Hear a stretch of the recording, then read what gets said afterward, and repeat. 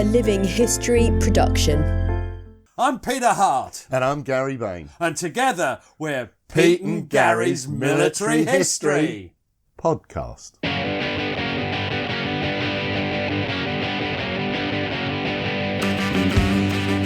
Hello. And here we are again. Gary. Here we are. It seems just 5 minutes since we were doing this before. It does. It seems only a few days ago. Now, we've got something special today. Special. Start as you mean to go on. The old teeth. We've had this conversation about this horse. Yeah. Right. What are we doing today? Well, this is a special, as you've struggled to say, and today it's Ray Ellis of the South Notts Hussars. And this is the first of several that follow his career during the Second World War. Why? Why are we doing specials on Ray Ellis? Well, we thought that it'd be really good to get some podcasts where we actually put Ray's recordings from the Imperial War Museum into the podcast, so you can actually hear his voice telling his story. Because he was a popular figure in that whole series of 9-10 podcasts we did about the South Notts Hussars. He was, and there you read him usually. Yes. Would you like to give us an example of your Ray Ellis voice? I didn't know much about the army. Brilliant. Well, we're not doing any readings here. This is all about Ray Ellis. He was a wonderful man and a pleasure to interview. Now, tell us a bit about his background, Gary. Well, we said this before, obviously, in the podcast, but just as a little recap, Ray Ellis was born in Arnold on the 17th of March 1920, over 100 years ago now. He was the son of a school teacher, who then changed his career to work as a poor relief officer for the Board of Guardians. Now, he had a couple of older brothers, George and Rupert. I think George served with him in the South Notts Hussars, and a younger sister called Kathleen. They had a pretty strict Church of England upbringing, steady, disciplined, standards enforced, that kind of thing, Education at the local public school? Well, he was at local school, yes, certainly. But not, it was public. Yeah. Anyone could go to it. He was not a great pupil. He was often bored at school. He was a bit of a daydreamer, I think, Pete. Sounds like you, mate. And he left school at the age of 14.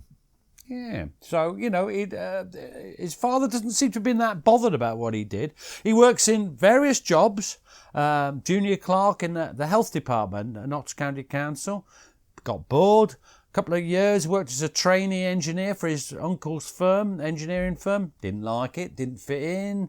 In those days, you could change jobs, couldn't you? And that's very different. Remember in the 70s, sorry, Gary. In the 70s, you could change jobs, couldn't you? You could. I mean, in those days, you could leave a job on a Friday and start a new one on a Monday. And actually, given his age, I think that's perfectly acceptable for him to do. He's just trying to find his way in life. Yeah, he worked as a furniture salesman and he was good at that. Why do you think he was good at that? Well, he was good because he was described as a little like me, Pete, having a honeyed tongue. The only reason you've got honeyed tongue is your diet. And my porridge with honey on. That would be it. Now his father had been in he'd been in the Royal Garrison Artillery and he'd served on a 12-inch gun. Now we one of our first specials was on someone who served on a 12-inch gun, a big bangy thing. Who was that? That was Cleve, wasn't it? That's it, Montague Cleve, yeah. Yeah, these are railway guns, aren't they? That's the point. Yeah, these are big guns. Big bangy things. Now he used to play soldiers as a boy, didn't he? Which it's a little like me when I was in the army. When I was a soldier, I used to play boys. You used to play with boys. Oh yeah, sorry. That by the way, that's even worse. I think you need to backtrack from that. Yes, that's even worse. I was a boy soldier, Pete. Yeah, that's right. Now, Ray Ellis. We've been through much of this material. But we're not going to follow Ray by telling what the South Notts are doing because you can listen to our podcast. Yeah. This is all about Ray. So and if you are going to listen, I mean, it is actually podcast number 1. If you want to start with where do you find the South Notts Hussars podcast, start with number 1. Ray Ellis was recruited in around about September 1938 and he joined B Troop 425 Battery 107 Regiment. That's the South Notts Hussars at Derby Road Drill Hall. Now, here is By 1938, it had got to the point that everybody knew that something was going to happen, and all patriotic young men, and a good many of them, felt they should do something. Everybody joined something, whether it was the fire service or ARP or something. And so I thought about joining. I thought about joining the Fleet Air Arm at one time, the Navy and the Air Force, but I didn't know very much about Air Forces and Navies. And come to think of it, I didn't know very much about the Army, because the only regiment I knew apart from the Guards, which everyone knew about, the Coldstream Guards and the Grenadier Guards and so on, but the only regiment I seemed to know about was the Sherwood Foresters. I didn't tell my parents that I was going to join the Territorial Army. I did this off my own bat, because I think they would have tried to dissuade me. And so I went down one evening to Nottingham to join the Territorial Army as an infantry soldier, and I was going to join the Sherwood Foresters. But then when I got to the drill hall, there was a sign which was to change my whole life, really. A simple sign that was hanging there, a very colourful thing which said South Notts Hussars. South Notts Hussars, I thought. It sounded good. I didn't quite know what a hussar was. I knew he rode a horse, and I knew I couldn't ride a horse. So I wondered if that would be, if that would be some sort of detriment to me. Strangely enough, no one asked whether I could ride a horse. Not surprisingly, of course, because they were no longer horsed. But anyway, it was Royal Artillery. And so I joined, just on the strength of that sign and the fact that it sounded very good, I joined the South Notts Hussars. Now, what do you think about that? What do you think about that? Rather oddly, nobody asked me if I could ride a horse either. Think of that poor horse. But also, I didn't know what a hussar was. If you remember when we first started this, I had to ask you, what's a hussar? Yes. So I also had to ask you where South Notts was. Yeah. Now, so that's how Ray Ellis was sworn in, and that's how he became a South Notts Hussars. Now, the training process, it can be quite painful for a young man, can't it? Because it can be boring. You can be being taught things by people who are stupider than you. A bit like... What have you taught me lately, Pete? I've taught you very little. We were taken to an 18-pounder gun that was standing out, and a sergeant came along, a little group of us, and he said, "This is the 18-pounder gun," and he started to tell us what it was. He started with things like, "This is the trail, this is the carriage, this is the breech," and he went round the whole gun and gave the name for each part of the gun, of which, of course, we remembered absolutely nothing. I don't think he was an expert teacher. So there you are, 18-pounder, that's the 18-pounder, that's... Well, the Mark IV, that's a great war gun, isn't it, Pete? It is, it's the standard field artillery piece of the Great War. So one of the great things about the TA is the social aspect of it, isn't it? I mean, lots and lots of young men gathered together, enjoying the things that young men do. Fred and I, on that first night, then went out. We went to a pub at the top of Derby Road called the Sir Borlas Warren. I think he was an admiral, Borlas Warren. This was the name of the pub, and we went in there and had a drink, and that was the beginning of our friendship. Every time we went to the drill hall, Fred and I would go. Yes, I did drink a lot. It was the in thing in those days. To be part of the scene, you had to have your hair sleeked back with Brill cream. You had to have baggy trousers. You had to smoke with a nonchalant air, very nonchalant, cool. And you had to drink, and you had to be able to hold your beer. And yes, I drank, by my standards today, I drank quite a lot, yes, and I could really hold my own with beer, and been drinking for quite a long time by then. In fact, my father was quite worried about the amount of beer I was consuming, but I enjoyed it. And now, does that remind you of anything?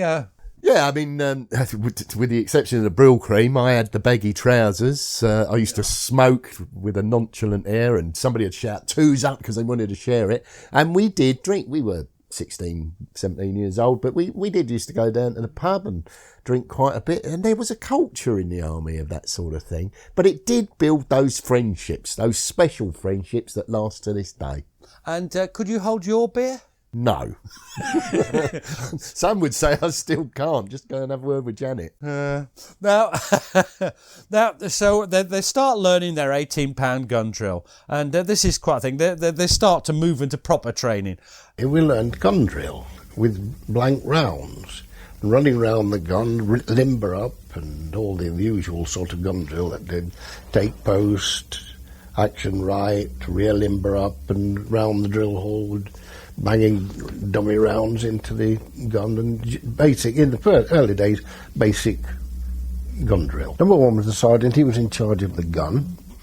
I think on the 18-pounder, number two put on the range, and he also operated the breech.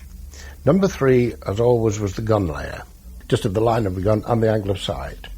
Number four was the loader, and 5 and 6 were ammunition numbers. They brought the ammunition from the limber or wherever it was stored and put on any corrections on the fuses. Now, do you think someone like Ellis was able to master gun drill? I mean, it's a repetitive action. It is, but you've got to be careful. I mean, one of the things that we did in the army, we used to run with these sort of telegraph poles because you're trying to teach you coordination. You would need absolute coordination on a gun, wouldn't you? You've got to get it right. And some of it's quite skilled. A gun layer is quite a skilled business. And Ray Ellis takes to this. He becomes a gun layer quite early on. Now, in July 1939, what can be going to happen soon? They go off for their annual camp at Redesdale. And there's a great story from Ray that reminds both of us of ourselves in the way we respond to temptation. I think we left about 11 o'clock at night by train, and we'd all met previously. And I remember getting on the train, worse the wear for drink, with more bottles. And it must have been somewhere around 1 o'clock when we all fell into a drunken sleep on the train. And the following morning I mentioned, because it really was my initiation into soldiering, because we arrived at Redesdale on a cold, damp, misty morning, something like about 5 o'clock, I suppose I remember. And we detrained and got on a lorry and took us up to the camp. And it was wet and cold and misty, and there were some bell tents, and I thought, oh, thank God, now for a lovely sleep. And the next thing we heard was, on parade, and we said, aren't we going to sleep? That bloody day hasn't started yet. And to my horror, I realised I'd got to do a day's work, and I was I got a hangover and I was tired. What could possibly go wrong? I love that story. It's just so much like... It just is life as it's lived, isn't it? My mic just fell off. All right. Now, they're really excited because they get to fire the guns for the first time. And they'd done quite a lot of what was called dry training up to this point. But now they get to fire the 18-pounders for the first time. We went up onto the moors, actually fired the guns, and this was really something.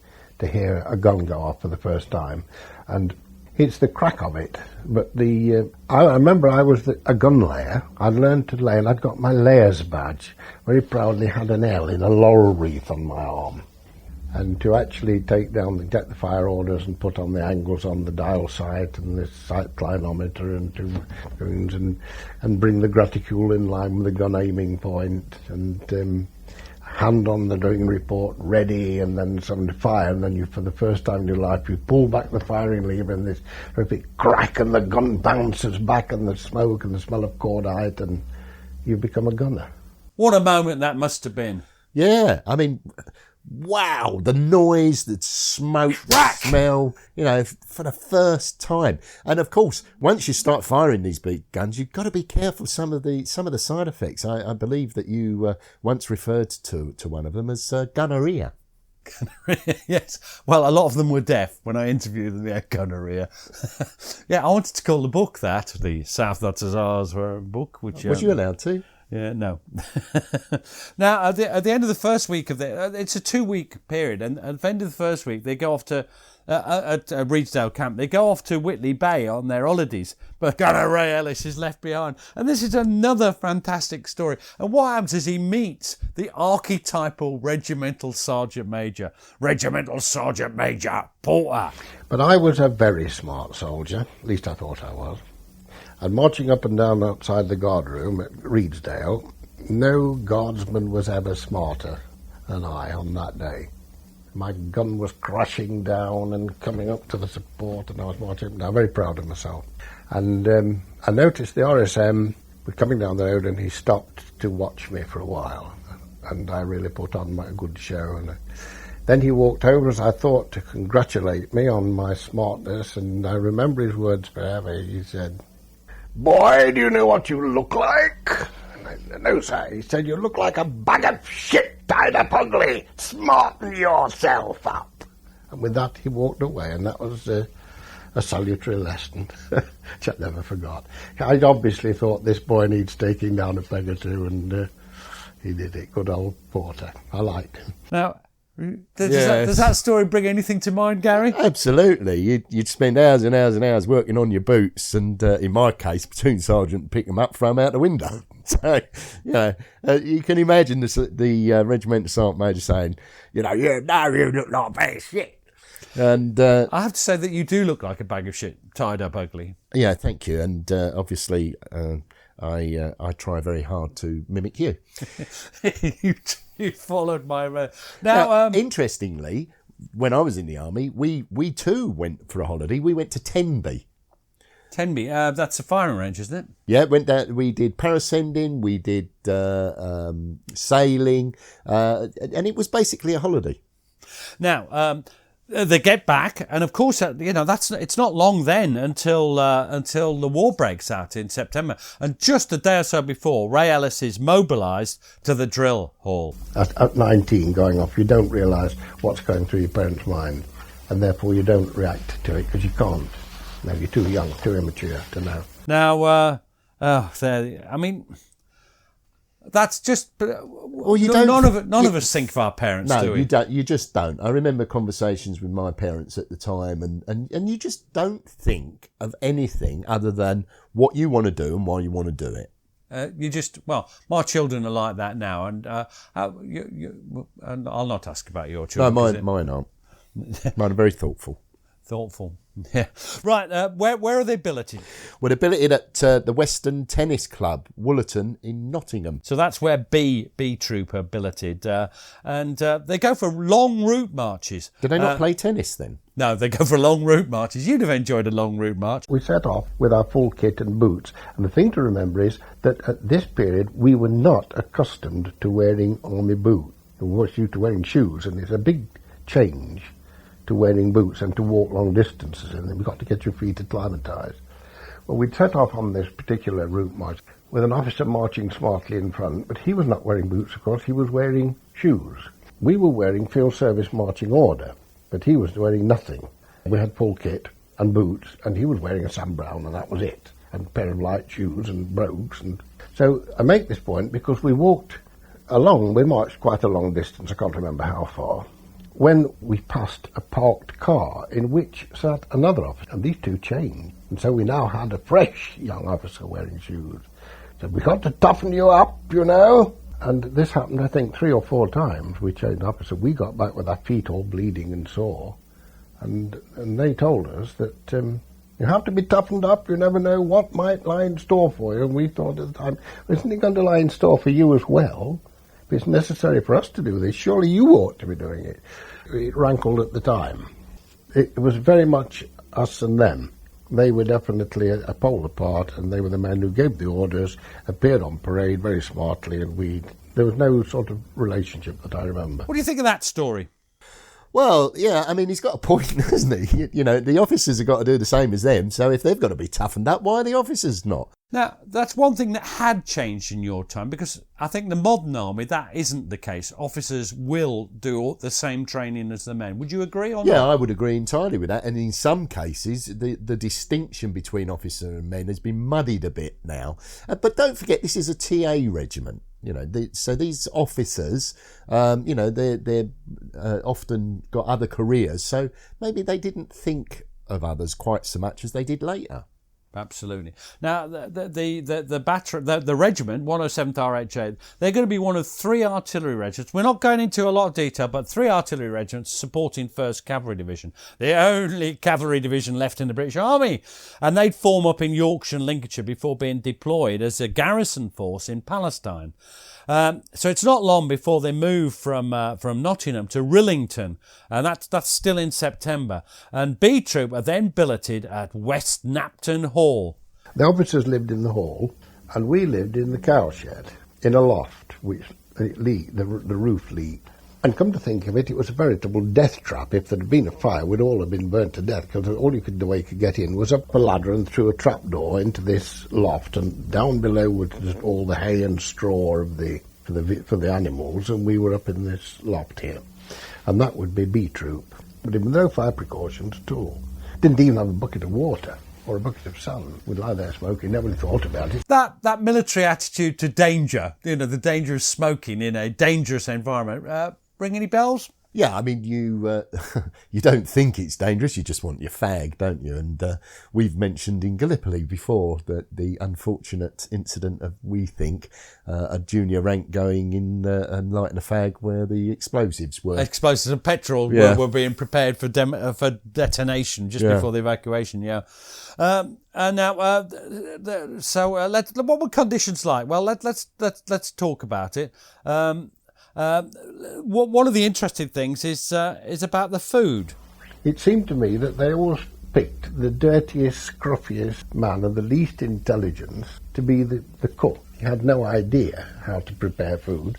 And for some unknown reason, instead of the food for B Troop being cooked at West Napton, which could have been done quite easily, it was cooked at Rillington and then put on the back of an open truck and brought about 7 or 8 miles in a Dixie, so that by the time we got it, it was cold, of course. Your egg and beans and bacon or whatever it was cold and congealed. The quality of the food was all right. It was just so badly prepared and presented that it was appalling. It really was appalling. We were young and hungry and fit, and we ate it all right, but we moaned about it, we complained about it, because it really was appalling. Now, this made me think, when you were in the army, I mean, I've seen some of your reports, Gary. They're meant to be confidential, but Janet showed me one of them, and it said, would make a good cook. How do you respond to that? Yes, I think you're referring to my slovenliness and your dirtiness, general appearance. Stupid? Yes. My experience of the cooks was somewhat different. I really enjoyed army food, but then, I don't ever complain, as you know. You don't. But my choice was cook or padre. They said I could be either. Very similar. Feeding the soul rather than the man. And lots of sausages. Yeah, but both did like a sausage. Moving rapidly on. What do you think conditions were like overall? We were living in such filthy condition. Blankets, of course, were never ever washed. Where they came from or who'd had them before, we never knew. And we were living in the most filthy conditions, and there was no proper facilities for washing. And so, not surprising, we got vitiligo. It was quite common, and you were horrified in case you got it, because it was a nasty thing to have, disfiguring. Now, not a lot had changed when I was in the army. We lived in a place called Deep Cut. We was in barracks, and it had been condemned several times. Aylmer Barracks, I think, is a housing estate now. But, it was in terrible condition, and we had the rare privilege of having to pay for it. So but it's not unusual for soldiers to have poor living conditions, poor and filthy. And impetigo is not the only thing. There are outbreaks of scabies, all sort of things. Now, how did soldiers react? We thought at the time that this was soldiering and had to be accepted as such. It was absolutely unnecessary at the time in 1939. There shouldn't have been like this at all. It was ridiculous. But we thought, we're soldiers now. This is what soldiers do, and we accepted it without any demur at all. It was ridiculous. The way we were treated, really, as soldiers in 1939 was appalling. And I do feel that our officers have a lot to answer for. They didn't care. I would think that our officers didn't care, quite honestly. They didn't occur to them. There was a big gulf, and we were just them. There was still a lot of First World War feeling about it. Now, that's interesting. What do you think? Well, we never complain, so it's a bit surprising. It's a bit surprising. Keep saying you never complain. It's a bit surprising he's having a bit of a pop at the officers, because normally you never complained about your officers. No, but I never met a soldier who ever complained. We usually just sucked it up and got on with it. Your officers often took a personal interest in you as well, didn't they? Yeah, they did. I think you're referring to officers who perhaps pugilists. Beat you to a pulp. So there they are. They're at Rillington. What are they training on? They've just got one 18-pounder gun. And we remember from the podcast, just drill purposes. Yeah, they're not allowed to fire. Not to be fired. They then moved to Rugby in November 1939. So where are they billeted this time? Well, they're billeted in Halton-cum-Beckering. Lovely place. Yeah. Now, their training continues there as they're getting ready for the planned deployment to Palestine with the 1st Cavalry Division. But before they leave, they're visited by one of the Boer War officers. Had a church parade and Colonel Sir Lancelot Ralston came. I remember him well. It was a bitterly cold day, one of those biting, frosty mornings with a fog or a mist. A really biting day. And after the church parade, we stood on what was the school playground then. And old Ralston, he must have been well in his 80s then. And with no greatcoat, he stood and addressed us before we went. A great old man. And it was there where we first heard the words, once a huzzah, always a huzzah. Wow. Once a huzzah, always a huzzah. Always a huzzah. Yeah, and perhaps, that would be a point where you could use your British officer's voice. Standard British officer voice. Yeah. So they're getting ready to go. And I think that must have been an amazing moment. And I know Ellis was moved by it. When do they go to Palestine then? Well, they leave on the 19th of January 1940, and again in the podcast we talk about the convoluted journey that they go via upon. France, don't they? They do, yeah. Then through the Mediterranean. The people of Rugby have been we marched out of Rugby to catch the train about midnight, I think, on the 19th of January. And we're marching along this icy road, and it was difficult to keep your feet with all your equipment and rifles and ammunition and field kit bags, and we're sliding about trying to march. And I remember as we marched along the road, somewhere near the church, I heard a woman say, God help them, they don't know what they're going to. I often thought about, I don't know who she was, but I often thought about that afterwards. No, we didn't. So, Gary, they're off to war. Off to war. Do you think they're ready for it? Yeah, they're highly trained and ready. I'm not so sure. Nor am I. Let's find out next time when they'll be in Palestine. Well, I hope you've enjoyed this. If you want to know more, then obviously listen to the podcast, the South Not Hussars podcast. The very first podcast we did was on this period. And the other thing you could do is read a book. What book would you recommend to read about this, Gary? Well, any book on the South Not Hussars, Pete, but perhaps most tellingly, At Close Range, by a certain Peter Hart. He's lovely, that Peter Hart. I've always said he's a man who knows what he's doing. Oh, yeah, you're the only one that does say that. Oh. Cheers, Gary. Cheers, Pete.